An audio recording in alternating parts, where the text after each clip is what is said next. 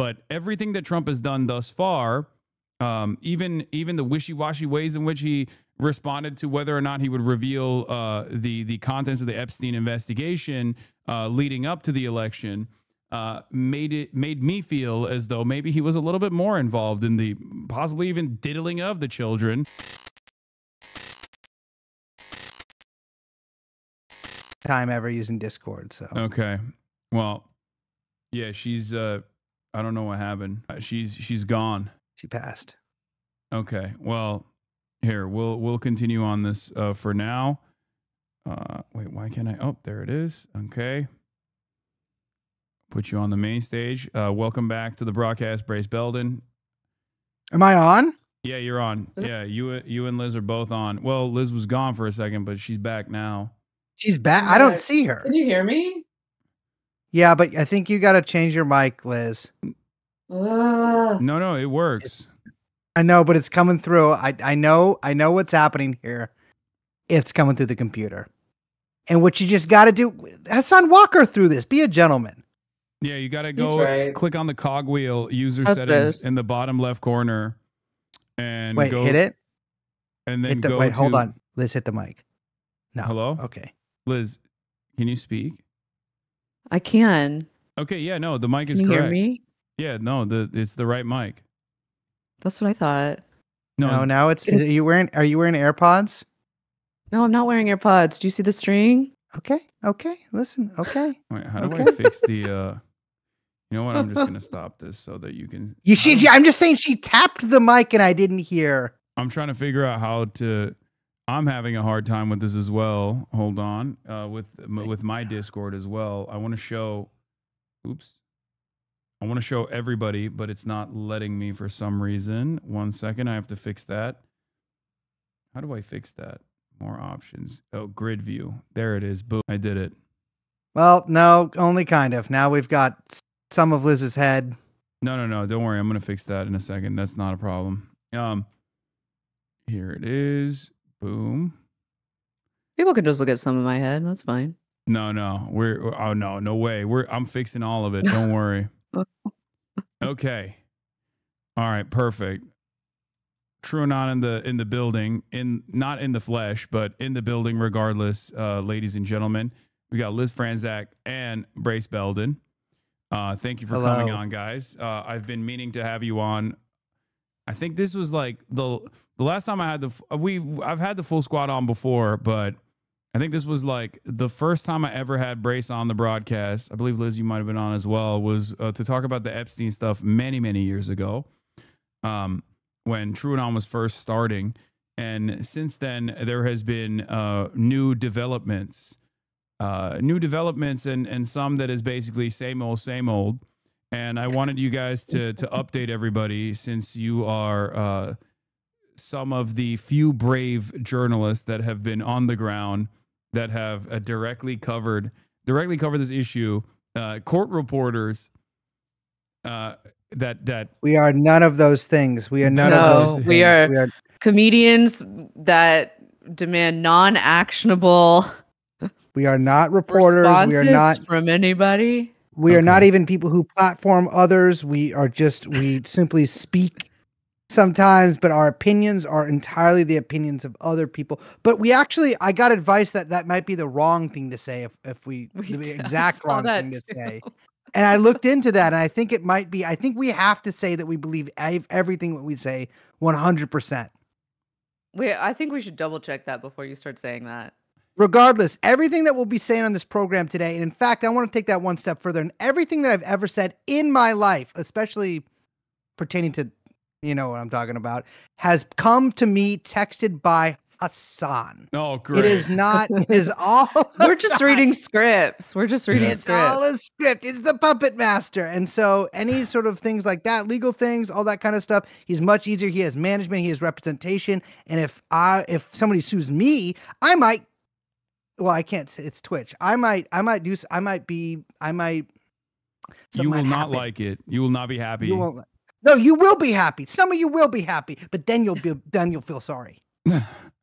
Well, in any case, I'm glad to. It's a real honor to have you guys back on, esteemed podcasters and comedians that are not journalists that cannot be sued for libel and defamation, slander, all of those things, non-actionable. Just doing entertainment like Tucker Carlson, and also have the same politics as Tucker Carlson.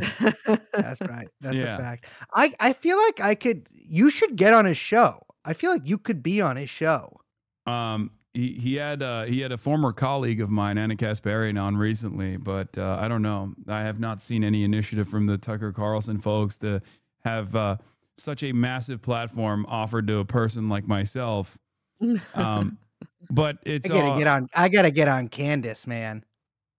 I don't and know her show. You couldn't handle her it show. there. Yeah, I knew you were gonna. I say think that. I could do it. I think I would be sweating so much. Liz, how do you deal with this man?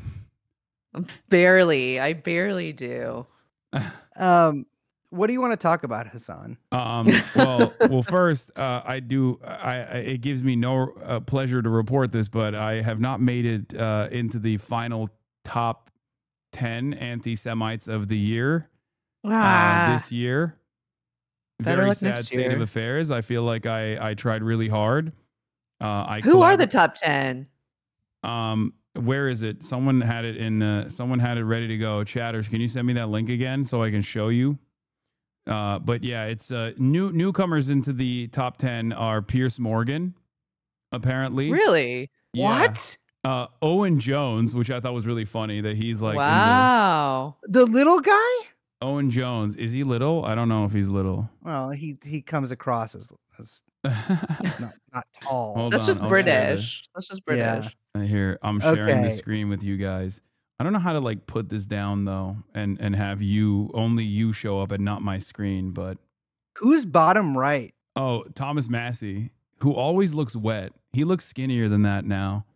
You got Tucker Carlson, and he's got that. You got that Amish. You got that Amish Infowars guy. Yeah, Candace Owens again, who I believe won last year. Right click, uncheck, show my screen. Wait, hold on. Oh, boom. Okay, there it is. I feel like I don't know if these are top 10. Yeah, I don't know. You think there's better anti-Semites out there?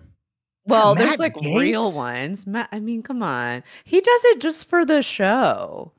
That's what I think.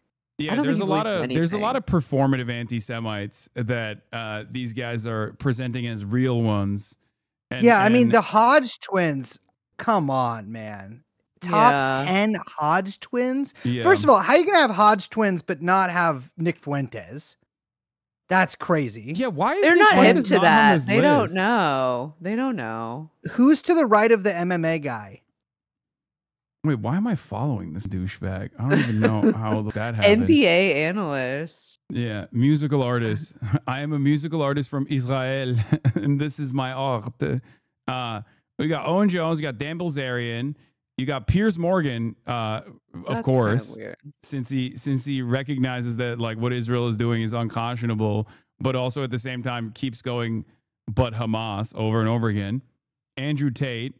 This guy, it's not Nick Mullen. It's a different guy. It's Nick. But he's like not in the algorithm anymore. No one gives up about him. Yeah. He was doing a lot with Candace Owens, actually. I forget what his name is. Glenn, obviously. The classic. And he's already suffered repercussions for his anti-Israel coverage, in my opinion. I feel like, you know, I feel like still putting him on this list is up. You got the guy who gets his head caved in professionally. Jake Shields, I think.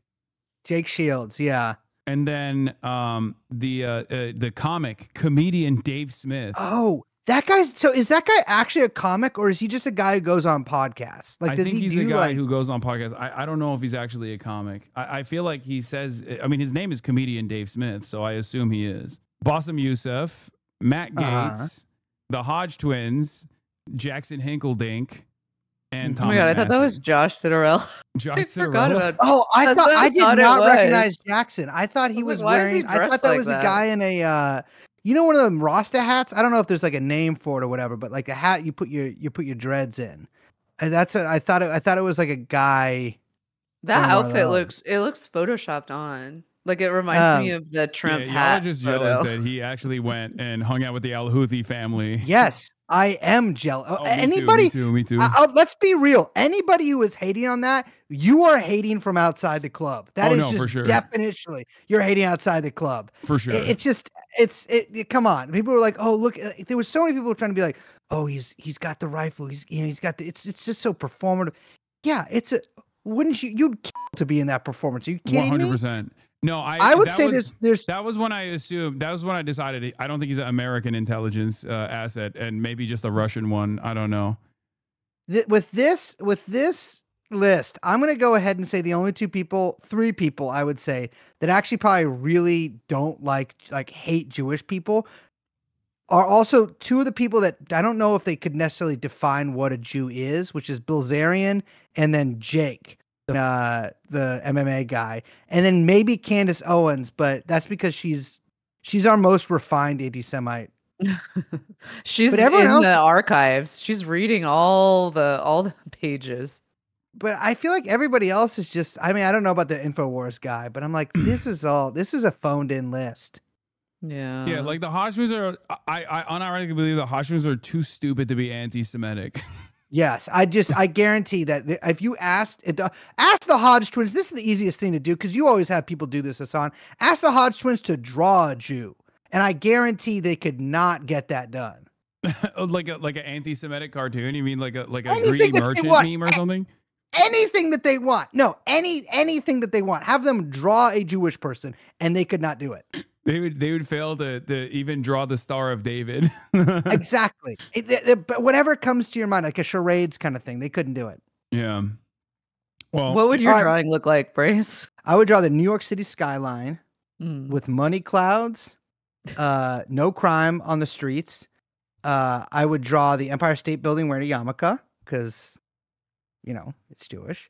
I would draw a happy family of Hasidic people walking across the street, 8 little kids in tow. And then I would draw behind it. Like that would take up the middle part of the page. And you would think like, oh, that's his drawing. So nice. But the entire rest of the page would have just the outline of my own nose sort of from one end to the other, because my shit's like a beak, like it goes down. I can put my tongue in my nostril. And so I would do that. And then I'd probably sell it. I'm laughing about something else that I was thinking of. I'm horrified at what you're suggesting. I'm going like this the whole time. Not good. Brace, Brace should be in charge of putting together the top anti-Semites. I think he would be good. He's got the nose for sniffing them out. Oh, damn. Okay. Damn. Oh. What? Your people have those too, Hasan? Are you kidding me? Go to any street corner in Ankara, and those guys, the pores that you see on Turks are the size of fists. There's a whole region of Turks that are defined by having a big schnoz.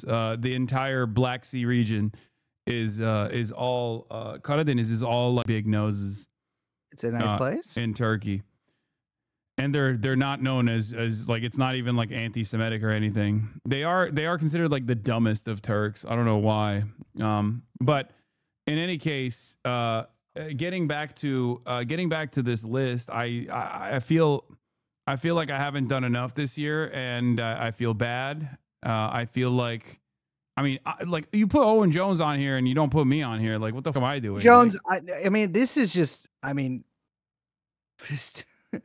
To have Owen on there and not have Jeremy Corbyn on there, yeah, true. It's just more skullduggery. I'll say that, just more skullduggery. We'll get you on there. Say what you want to say. Say your piece right now. Say what you want to say to me. We'll get you on there right now. only in private. Only in private do I reveal my true opinions. Do you want to talk about Jeffrey Epstein? Yeah. Before we do that, that was one of the reasons why Corbyn was anti-Semitic, because he said Epstein. Epstein. But outside of this, there's another thing that happened in the field of anti-Semitism. Eric Adams talked about all of the rabbis that had endorsed him, and I guess one of the rabbis that endorsed him is actually a Black Hebrew Israelite rabbi. Sturgeon's law says it's not that odd when you recall that not all black Israelis are the crazies and viral viz. This 70-year-old Torah observant group that gets along with the white Jews in Brooklyn. They don't claim to be the only real Jews and dislike the crazy street Israelites. But apparently, he's also this is a guy who has gotten charges. Like he's gotten. Due to the serious nature of the allegations against Rabbi Yehuda and his final refusal to face his accuser in a trial setting, the Israelite Beth Din makes the following determinations. Rabbi Baruch Yehuda, also referred to in this document as the respondent, is hereby banned from all activities, spiritual, social, or otherwise, in the Israelite community for not less than 10 years due to his refusal to face charges within a trial setting. So they kicked him out of the Black Hebrew Israelite community. First of all, you're welcome in ours, Rabbi. Second of all, Eric Adams is just building a broad coalition that is that makes up the soul of New York City, right? And it's if you're gonna start kicking people out, that's Zoran shit to kick people out of the coalition. Yeah, we're doing. Eric Adams brings us together. Well, Zoran is making the tent bigger with Elizabeth Warren. He's getting endorsements from even the indigenous communities. Like he's all over the place. One time when we were doing the union campaign in San Francisco, Bernie came and he took a picture with us and we posted it, and then Elizabeth Warren did the same thing, but we never posted the picture. It's crazy. But there's a picture. There's a picture of me with Elizabeth women Warren. of color. It's obvious. I mean, talk about a tent, big tent. That's what I mean. Good Lord. Okay. Sorry. That feels. She's like 80. Anyway. But yeah, the reasons for the determinations were as follows, but not limited to. One of the crimes alleged against the respondent is a capital crime in accordance with Torah, homosexual molestation of a minor. Pause. Yeah. Not pause. No pause. Jesus Christ, Brace. I mean, they listen, I'm gonna have to look further into this. Who is the final determination from, though? I don't know. The is this rest just of from the Black other Hebrew Israelite community. Black Hebrew it's Israelites? Yeah, and their official Israelite Beth Din is what made. Yeah, but this isn't that just isn't that just a religious court? I don't. But do they have that? Yeah, it's a rabbinical I don't really. court. But they have. I don't know if the Black Israelites have full religious institutions like this. I don't know. I always figured it was just guys that Beth hung Din out. is a Jewish rabbinical court of law. Yeah. Yeah. Wait, are Black Israelites actually under the rabbinical court services? Is that, or do they have a separate one? I mean, I don't know. I don't. These guys seem a little more like in your wheelhouse, Brace. I'm actually shocked that you're not tapped into this. No, because I don't recognize it. Wait, you don't recognize the Black Hebrew Israelite? No, I'm sovereign citizen with Jewish law. They can't touch me. It's not yet because I'm uncircumcised. What? You're uncircumcised. That's what you said. You know that. We've talked about. Yeah, I've seen it. I'm uncircumcised. It's no, you haven't seen it. Shockingly girthy. Yeah, but vanishingly short. But like a tin can. This is how you're supposed to. Beth Din, I think, is just a gathering of rabbis. I think Beth Din of America might be like an organization, but you can just have it's like Beit Din, but you can just have a rabbinical court outside of that. There's not an official worldwide one, I don't think. Okay. There's an Orthodox one, and there's I don't know. I'll have to look further. I'll ask Eric. I bet he'll tell me. Oh, Adams. I don't think Eric Adams knows. He was a cop. He didn't even know. He doesn't. I don't think he even knows what Black Israelites are. He's just like, hey, look at these guys. Maybe that's what he means when he says he loves Israel. Because if so, I get it. I have a crazy supercut of them outside of the Gap on Market Street in San Francisco. I'll show you. You love this.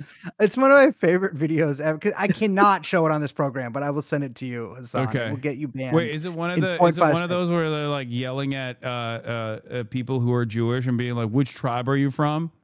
No, it's a supercut. Actually, Sturgeon's Law, a Twitter user, sent me this years ago. It's a supercut of them using every slur, but not just for the regular races you see walking around. They're going in the atlas and finding Uzbeks and slurs about them and shit.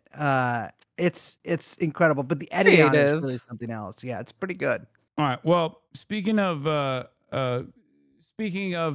don't know how to do this ever. Never mind. I'm not even going to segue off of this into Jeffrey Epstein. Let's just talk about Jeffrey Epstein.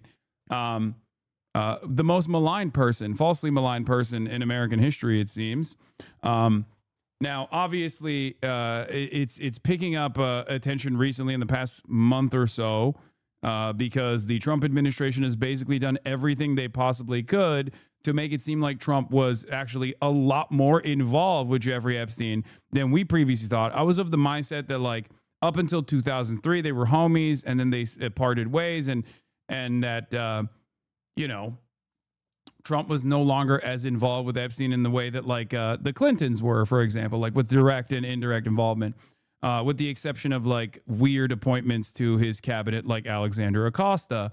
But everything that Trump has done thus far, even the wishy-washy ways in which he responded to whether or not he would reveal the contents of the Epstein investigation leading up to the election, made me feel as though maybe he was a little bit more involved in the possibly even diddling of the children.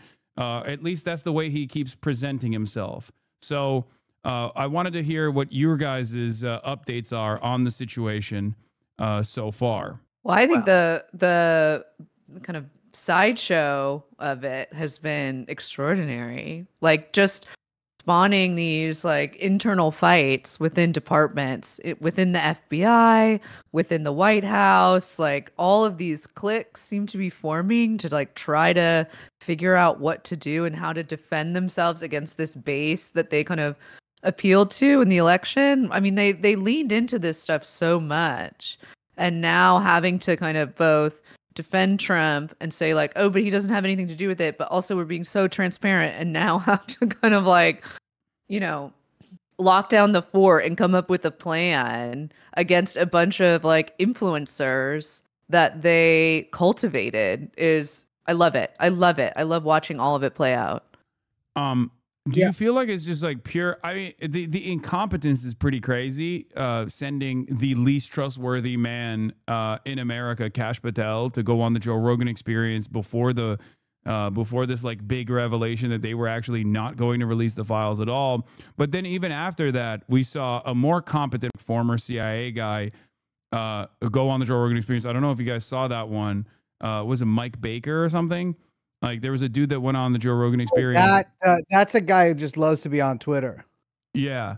And he was on the Joe Rogan Experience, and he said a couple things that I want to bring to your attention that I thought was very funny. Number one, he said, oh, the CIA actually doesn't do blackmail operations that frequently because it's just, like, all of the confidential informants you get out of that will have a lot of disdain for the CIA, so they're not, like, reliable in their service, which I thought was really funny for him to say that. And then he also implied that it was maybe Jeffrey Epstein was a foreign intelligence asset, but not Israel, and perhaps maybe of Russia and China. Jeffrey Epstein is Chinese. I've been saying that since the podcast started. He's you go. Chinese. Look, zoom in on some of those pictures. You might either like or dislike what you see, but it's so the Kash Patel being deployed to Rogan, field assignment Rogan, is so funny to me because it actually is the toughest assignment to have to sit across from Joe Rogan and be like, he killed himself. It's not true. Let's be real here for a second. Most people could not do that. You would sit across from Joe Rogan and be like, yeah, I don't know. You're right, Joe. You know, it's hard to go against sex appeal. Like that. But there was that funny dust up in the FBI when Dan Bongino and Kash Patel sort of had that split with Bondi, and Bongino or Bongino in particular got, like, really pissed off at Pam Bondi because he, of all of them, is, like, the most media, like, podcasty one. Yes. And so he's just, like, clearly pissed that Pam Bondi just put out this memo and just destroyed basically his fan base. His fan base's, like, affection for him. It looks like he's back in the FBI. I mean, there was, like, he no called, no showed, but then he's back at duty. Although he has not, it seems, been present at the sort of strategy meetings to deal with this stuff. So the other night, there was a meeting that was convened by the one and only J.D. Vance of J.D., Susie Wiles, Pam Bondi and Kash Patel, no Bongango to be seen at the White House. Because he's a brave truth teller. He has a lot riding on this, his podcasting career. He has the physical appearance of a wife slaughterer due to CTE, but I've just said am I wrong? No, I'm not. I think he'd probably agree with that. He famously blocked me many years ago because I said, what's your steroid regimen? After saying that and he wouldn't tell you? No, I wanted to know. I was actually giving him props because he looks so hot. You're just Tren, right? I'm an Anna warrior. Anna warrior. But so they're having this like strategy meeting because as I'm sure your viewers know, Todd Blanche, Trump's former personal attorney and now deputy attorney general, was dispatched down to Tallahassee to interview the one and only Ghislaine Maxwell, and for like I think 9 hours of questioning across 2 days. And remember, Ghislaine actually has an appeal that's in front of the Supreme Court right now, and so there's a lot of she has some leverage actually here. Leverage which like otherwise she would just not be able to really have.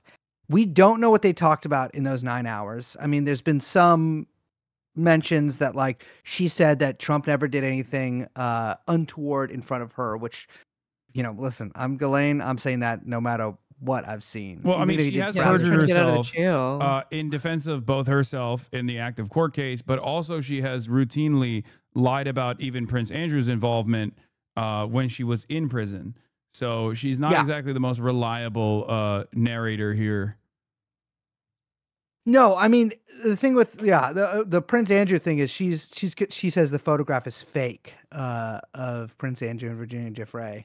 And then it was done by I think it's actually still on our website. There's like a FAQ about it, but they had this high level strategy meeting the other night over what to do with the Ghislaine tapes, whether they're going to release them, which I was hoping they would this weekend, but they did not, or they're going to release like a transcript of the tapes, or whether I don't know what they're going to do. I mean, but they had this sort of talk about it, and I feel like they're kind of in a bind because they sort of need to release the full tapes, or at least what appears to be the full tapes, because otherwise people are going to be like, well, what the is on the tapes? But on the other hand, Trump is like, since Ghislaine got arrested, Trump has been like, well, there's a lot of people that knew a lot of people, and just because people hung out in certain places doesn't mean they were guilty, And Trump is repeating that once more. He's returned to that refrain. But except for Larry Summers and Bill Clinton, who are implicated, and they should be,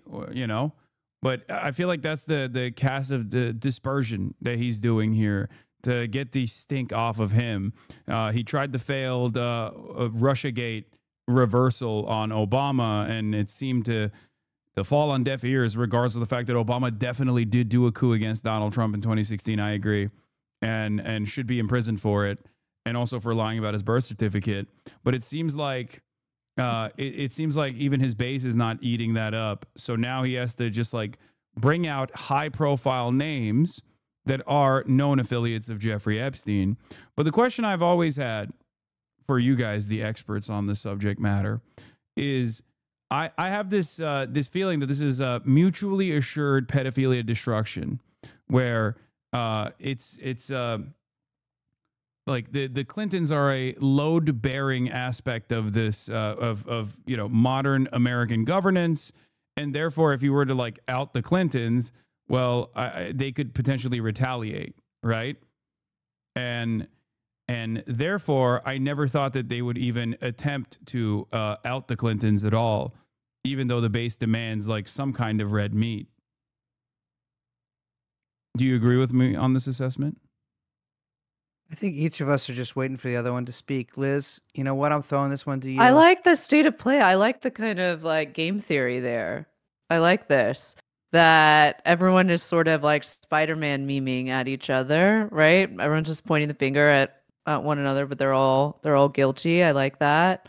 I think it's like Trump sent his little like attack dogs in Congress to get try to compel a bunch of testimony. I actually think, I mean, I'm like, yeah, let's do it. Let's have some kind of like crazy congressional hearing. Let's put it on C-SPAN and let's get some people up there. I would have a different list probably, but I think it's a good start. Although I don't know what some of those guys are on there.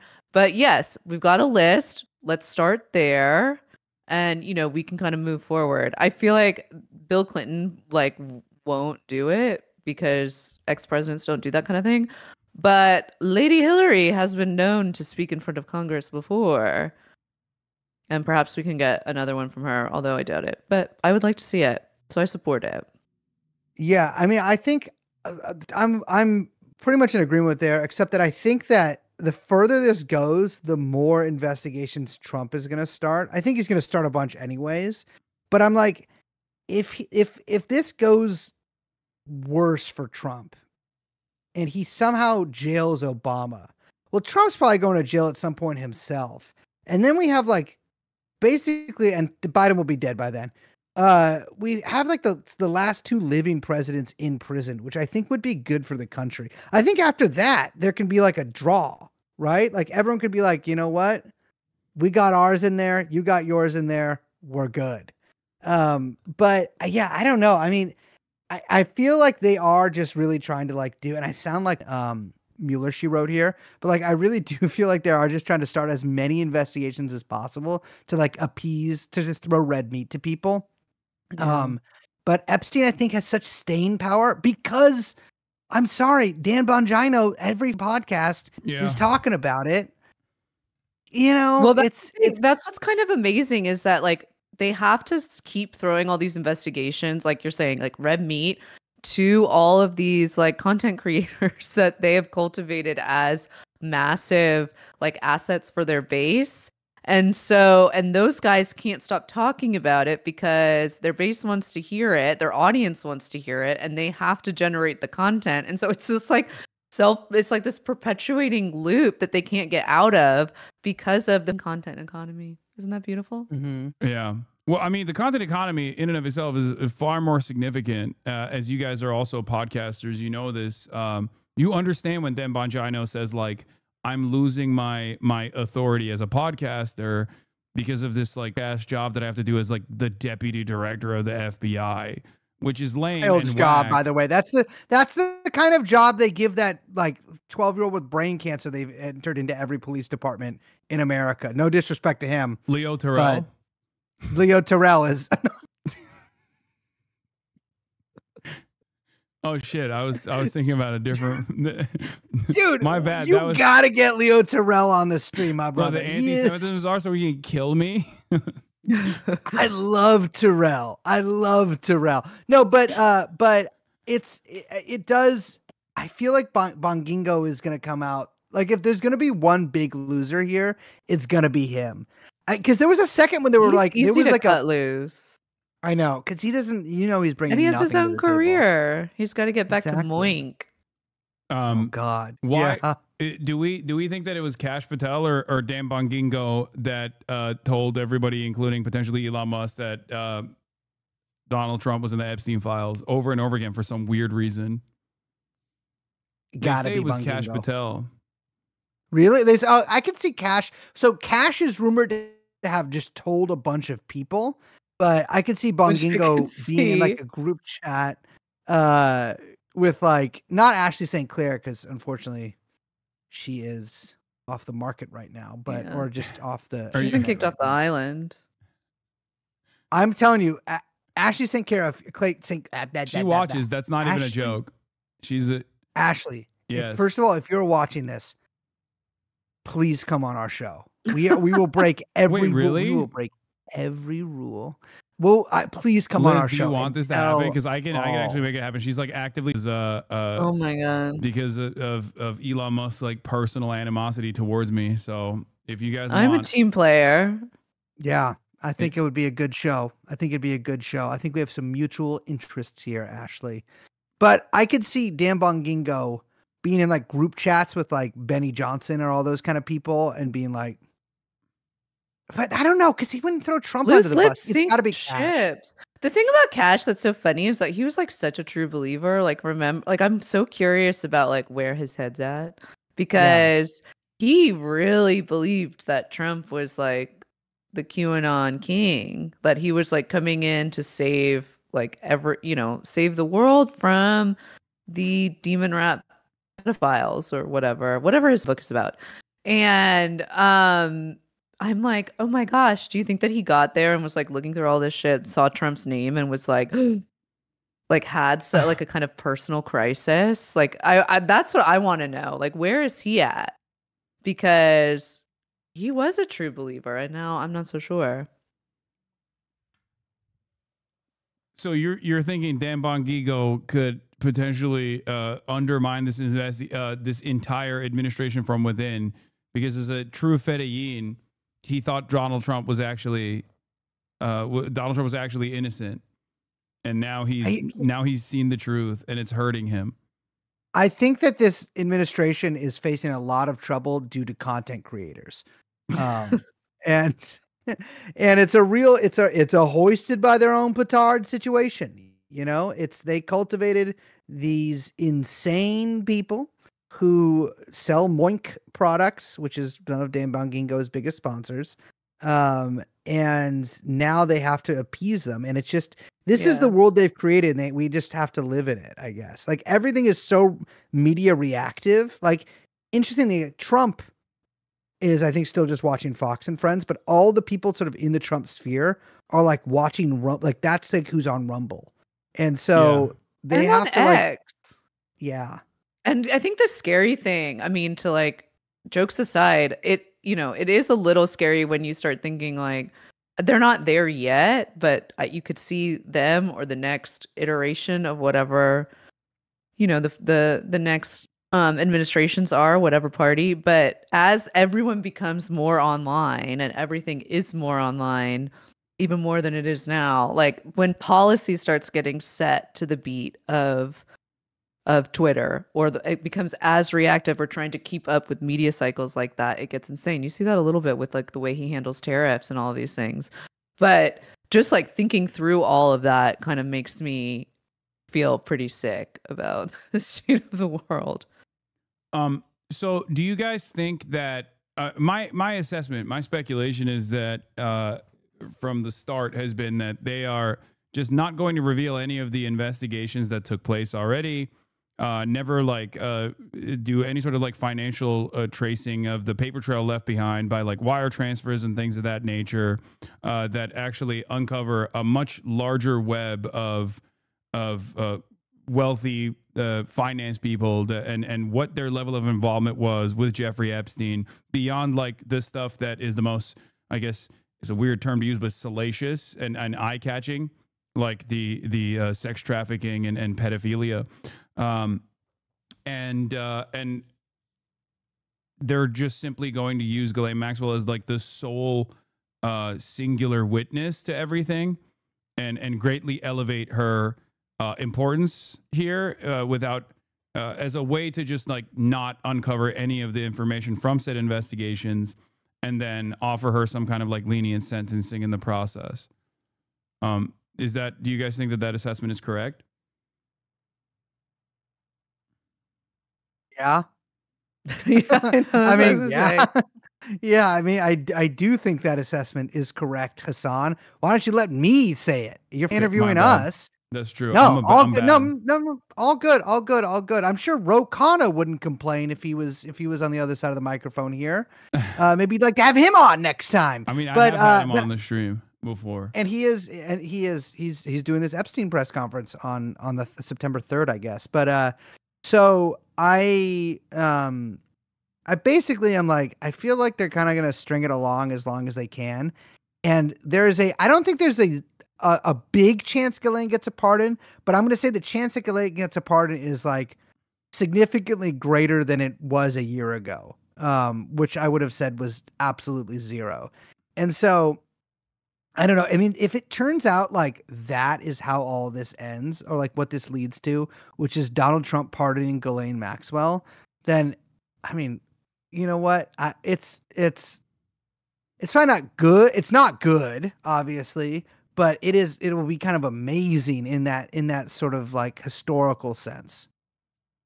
Yeah. But I do think that there will be a lot of animosity even from Trump's base unless they offer like some solid red meat in terms of like famous Democrats that are associated or something. But even then, I feel like people will consistently demand more because I feel like this is the only type of like class based analysis that these guys can engage with, where it's like billionaires get to do pedophilia and suffer zero repercussions, but they can't even be creepy to their niece's friends at the barbecue without people yelling at them. I feel like that's just like the average hog in the base.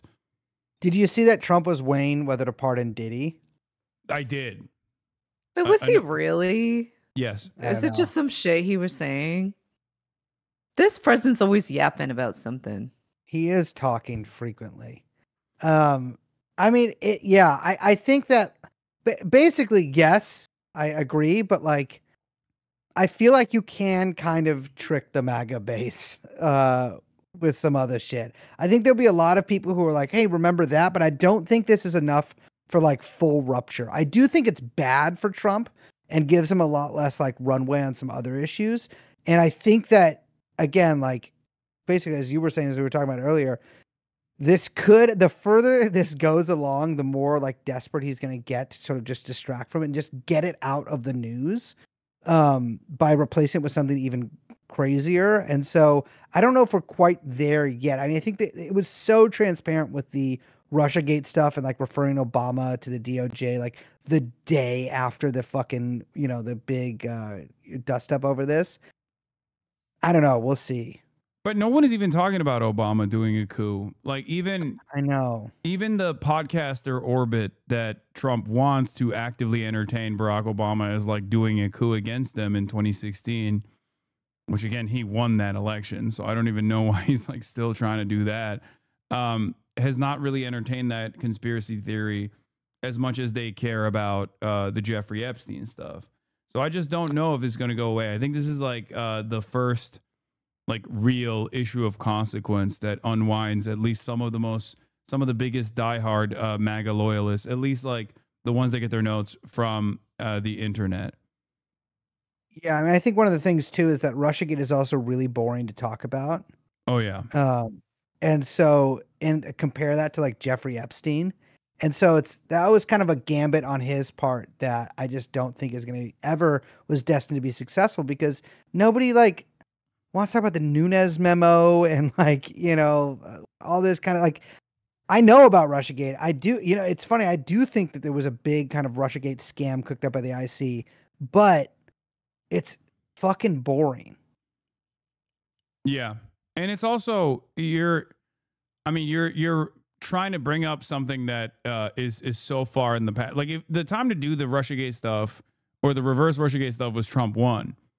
Yeah. That would have had the maximum impact. It's like now it doesn't matter. You lost an election, then you won another one. It's just like that's so far in the rearview mirror that nobody gives a shit. He didn't have the power in Trump won, and it was like still going on in Trump won, though. That's like kind of the problem. True. He but didn't have yeah, the power. He I didn't agree. have the podcaster loyalists in every facet of the administration. There was a mixture of like competent people who ended up becoming spoilers for his agenda. But he didn't have a goat like Tulsi in there.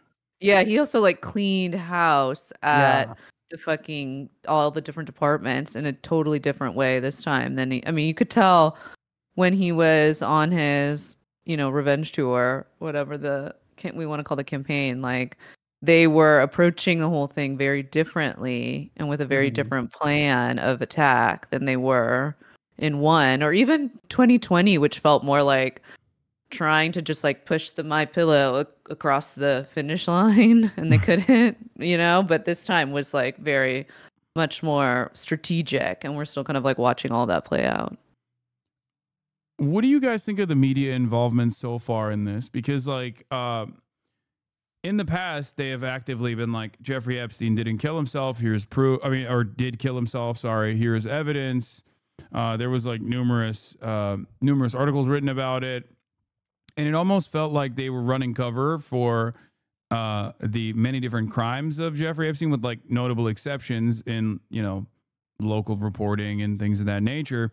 Whereas now it does feel like they are actively pushing for it because they recognize that this is something that drives clicks and it's something that actually frustrates Donald Trump.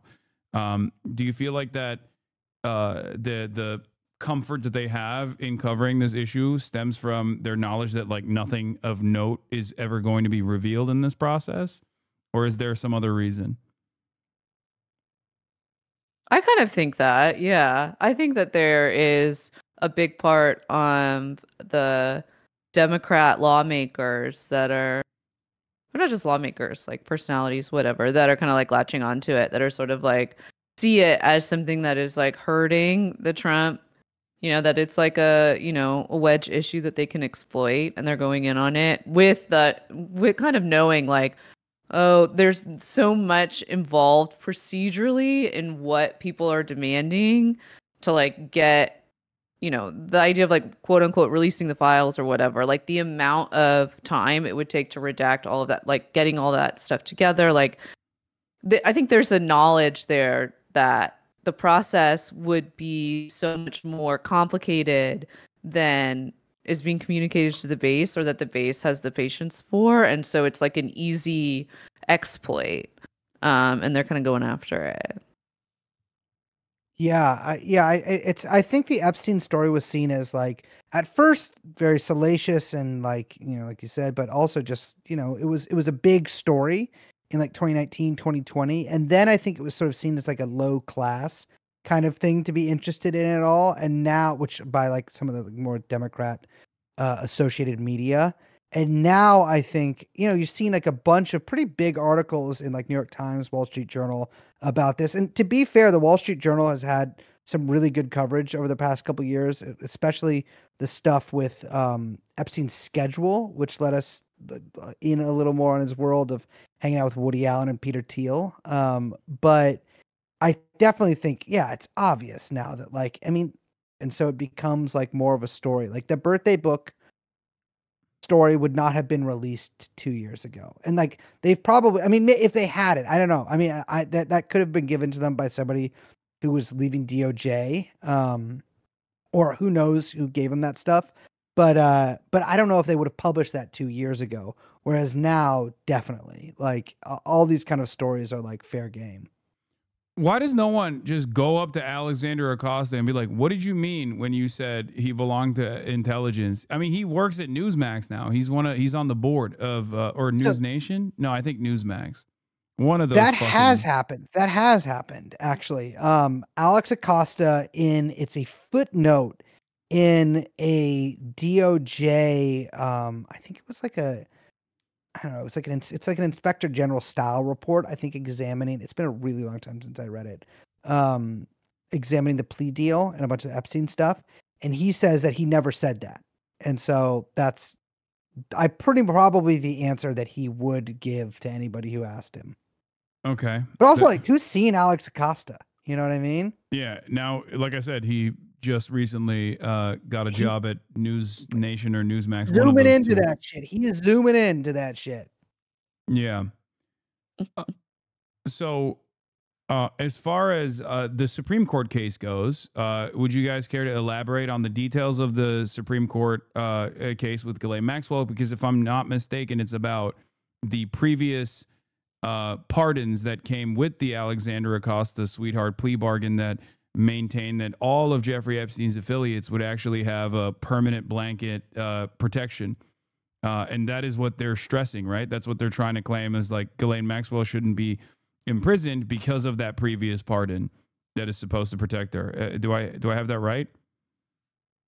Yeah, it was a non-prosecution agreement that they are saying. I mean, they used this before the trial. They tried to get the entire case like thrown out before it even went to trial, and then during trial, then after trial, the appeals process started. But yes, you're absolutely correct. It has to do with the kind of blanket immunity that was granted to all unnamed co-conspirators of Jeffrey Epstein, which would include Ghislaine Maxwell. And it has to do whether or not that covered just Florida or New York. It's all, I don't know, a bunch of like legal wrangling, but it didn't work when, I mean, it hasn't worked as an appeal, and it didn't work to get the original case thrown out in New York. And so now it's just kind of worked its way up. I think it sounds like way crazier to be like, and it's in front of the Supreme Court, where it's like, you don't know if the Supreme Court's going to hear it. It's just that it's literally at the like last stage of the appeals process, which is at the highest court in the country. But I mean, it's been there for a little bit. Yeah, I think unless something extraordinary happens, like really, really, really extraordinary, I think that there's like very little chance that this appeal goes anywhere. I would say there's almost no chance that it goes anywhere. Although I would have said zero chance maybe a year ago, but again, like things have changed a little bit. But I mean, it's as was kind of worked out during the SDNY prosecution of Ghislaine, like the NPA, first of all, was basically voided, but also just doesn't apply to that's why they sort of charged her with those specific crimes also in like the ones that she was charged with, and like in the specific circumstances she was charged with them, because that also is like a stronger argument of the NPA not applying in this instance. But also like the government's like the NPA doesn't apply anyways. I mean, Epstein fucking, got arrested. Why do you think Jeffrey Epstein was most likely assassinated under similar circumstances as Jean-Luc Brunel in a Parisian prison? And Ghislaine Maxwell is out of all of the known major co-conspirators, the only one that has remained alive. Is it because of her tendency to play ball? Is it because of her direct affiliations potentially with the intelligence community? Like, what do you think is the reason why Ghislaine Maxwell is still alive and well, whereas all of the other pieces of this puzzle have been have died under mysterious circumstances? Well, I mean, I have no idea the truth of it because, I don't know Ghislaine. But I mean, if I had to hazard a guess, I'm not as dogmatic about Epstein having definitely killed himself as other people. I think as having definitely been assassinated as other people. I think it definitely is a huge possibility that it happened. With Brunel, there's very little information in English. Although I confess I have not looked into that in the past year to see if anything more has come out. Like a French, report similar to the one about Epstein's death. But I don't know. I mean, one would, I guess, assume from contextual clues that, like, yeah, she had maybe more direct involvement with whatever was behind all of this. And that's why nothing has happened. But also, like, maybe, it would look too crazy if she also killed herself in jail or in prison, rather. I don't know. Certainly it's easier probably to get someone killed in prison rather than in jail, although she has been in not so difficult prisons to be in. So I guess it probably would be rather unusual. But yeah, I don't know. I mean, I think we'd learn a lot from whatever they release, from if they release anything from the Todd Blanche interviews that the deputy AG did, a few weeks ago. But yeah, I have no idea. I mean, she maintains she's innocent of everything. She maintains that like nothing happened whatsoever. If that's to signal to anybody that, like, she's playing ball, and she hasn't like ratted other people out or try to take a deal that we know of. She is omerta, she is saying that nothing happened. Yeah, that was also another thing that I found really interesting is that famous Jeffrey Epstein affiliate lawyer friend who always kept his underwear on inside of the Epstein mansions, Alan Dershowitz, was one of the people that was demanding that Ghislaine Maxwell actually reveal all of the involvement of all the people. He even said something along the lines of how there was like a client list, but which is also another point of contention, but like some semblance of a client list that only she was privy to, in between, the constant battles of trying to secure his pierogies in Martha's Vineyard. Well, I'd like to see Alan Dershowitz's client list. O.J. Simpson, Ted Kennedy, Jeffrey Epstein. No, Alan Dershowitz, I'm going to be honest. Maybe this isn't a sexy answer to give. I think Alan Dershowitz likes to be on TV. So anytime something happens, that the pierogi incident is a perfect example of this. It's like he just wants attention, which I understand. But I think he just kind of like says shit like this sometimes. But he's like, this will totally validate my claims to have done nothing wrong because Ghislaine will, whatever, exonerate me. Ghislaine will absolve me.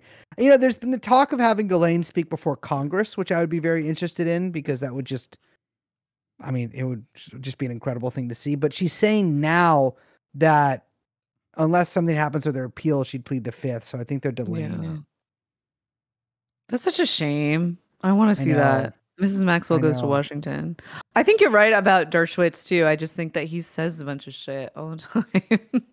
So he just likes to hear himself be reading it further into it that like Ghislaine Maxwell would play ball, and Alan Dershowitz knows that, which is why he's like going on television and saying like she should reveal everything she knows, knowing full well that like she will most likely cooperate with whatever the narrative the authorities want out of her.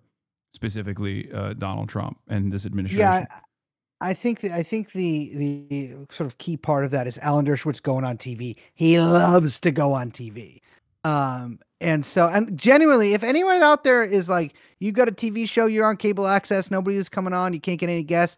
Alan Dershowitz will come on your show. He will go on anywhere. Anytime to talk about anything. I just call him sometimes and I say I'm a reporter and he just talks. He'll just keep talking. And I don't do this on the show because, lawsuits.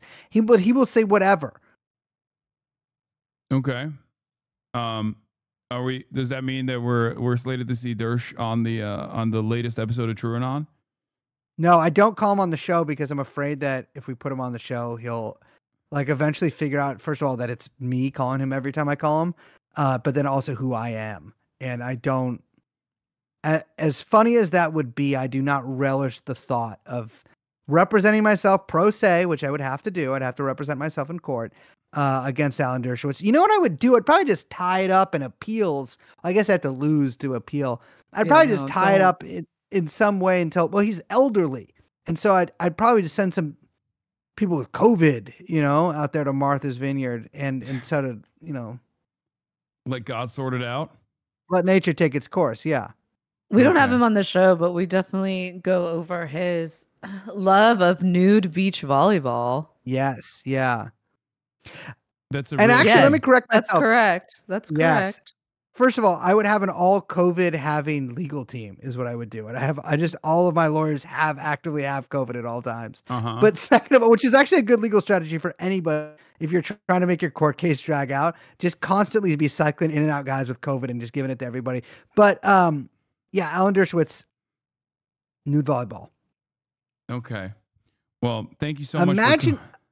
No. No, shut the fuck up. Imagine. No. Listen to this. Imagine the sound. Stop. Of his ball sack slapping against his legs, his bare buttocks. Because old guys have those danglers. Oh yeah. Oh yeah. Oh yeah. Alan hangs low. I know. I know. I've seen it in the sauna. No. In the Turkish bathhouse. In the Schwitz. In the Turkish bathhouse that we frequent together. I do love as we embrace one another as lovers. I do love it. And that's, if you want to, you should start doing, man, that's what you should do when you do your little travel things. We're not going to the Bronx next time. We're going to fucking Spa 88 down on Wall Street. And we are setting up, I don't know if cameras will work in one of those things, but we're setting up in a Schwitz and just. With the camera. Posted with the camera going. You could do it. Yeah. I don't think I think that They'd would be. See that. I would get that would be a violation of terms of service. Also, just a violation of numerous human rights if we were to show that to the public. I think. Yeah. That'd be tough. Well, is there anything you guys want to fill me in on as far as any updates or anything else for that matter that you guys want to promote before I let you go? We don't promote anything. Wait, we don't promote anything, but actually we do have something to promote, Liz. We do. We're doing 4 live shows in New York City. 2 of Hell them, yeah. you know, sold out. But the second 2 are only kind of close to being sold out. And they're That's happening true. on October 30th. Halloween's Eve, they called it. The night before Dracula, 10:30, October 30th. And then the next one is November 19th. Got nothing to say about that one. You know, it's not really, it's near Thanksgiving, but not that close. Okay. I mean, it's close enough, but that's November 19th, 11:19 at sorry, my nose itched, at the Society for Ethical Culture. They wouldn't allow your funky ass in there, huh? No, I know, what a weird name, right? I But know. it's, I do unethical culture. I do unethical non-monogamy. I might be in New York this weekend for the Palestinian rally.